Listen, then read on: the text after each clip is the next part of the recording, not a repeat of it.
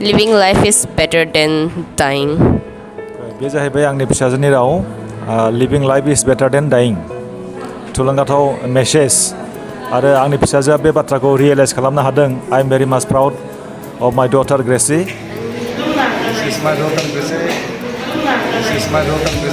बे जाहैबाय ग्रेसि बर' आंनि फिसाजो दा गुवाहाटीयाव साइ बिकासाव फरायनो थाफैबाय आंनि फिसाजोआ मेट्रिक परिखा होखांबाय नाथाय मेट्रिक परिखाखौबो रिजाल्टखौ दासिमबो मोनाखै बेयाव रावखौबो नेनांगौनि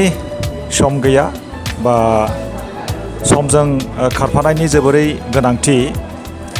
माबा मोनसे मोजां खामानि मावनो थाखाय माबा मोनसे जोङो थासारिखौ नेनांगौ बिनिबो जेबो गोनांथि गैया दा क्लास 10नि रिजाल्ट मोनाखै होननानै क्लास 11 फरायनाङा बा क्लास 11नि माखासे बिजाबफोरखौ फरायनाङा बेबो नङा दानि समा ओरैबायदि जाबाय एडभान्स गासिबो एडभान्स जाबाय आङो बेखौनो बुंगोन फरायसाफोरखौ जे क्लास जानाय जायैजों खोथा गैया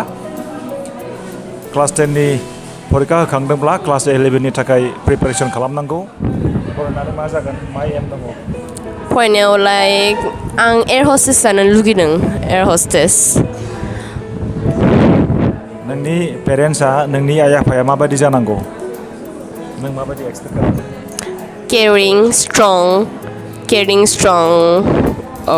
caring strong ओमफ्राय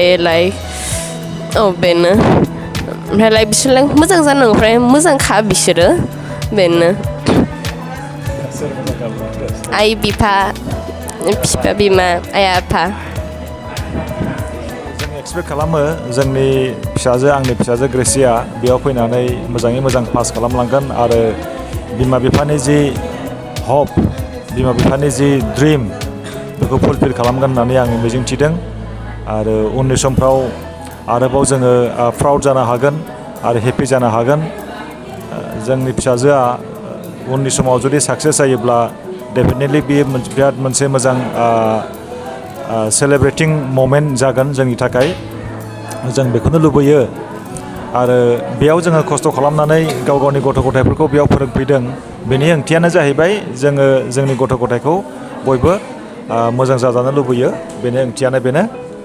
मोनसे एम लादोंब्लाबो जे डक्टर जागोन इन्जिनियार जागोन बे एम लादोंब्लाबो बे खिन्थु सिटुवेसननि सायावसो बेखौ एडजास्ट खालामनांगोन बै समाव डक्टर जानो हायाब्ला इन्जिनियार जानो हायाब्ला बेनि मिनिङा बे नङा जे ड्रिमा जोब्बाय बे नङा गोबां अल्टारनेटिभ दङ दा बे अल्टारनेटिभखौ बासिनानै लानो हानांगोन आरो सिटुवेसनाव खाब जानांगोन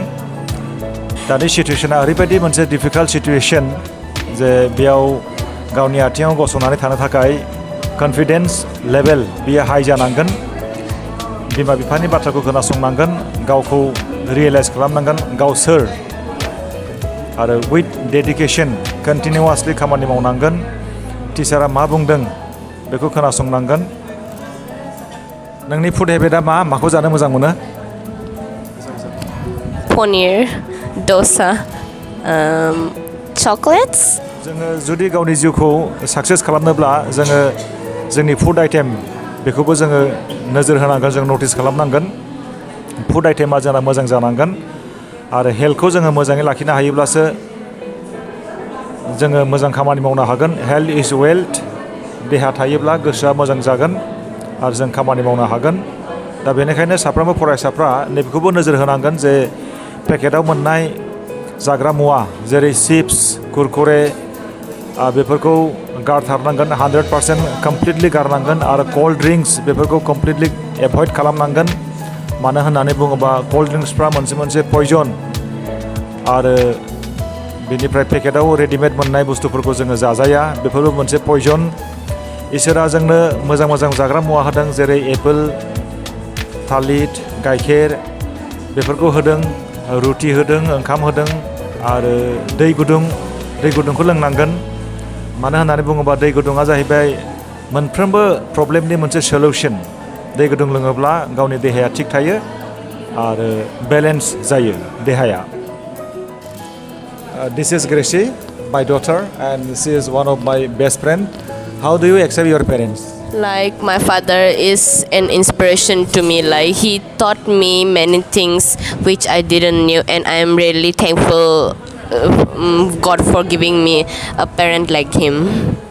My wife and me are proud of my daughter, Gracie. We believe that she is confident, obedient,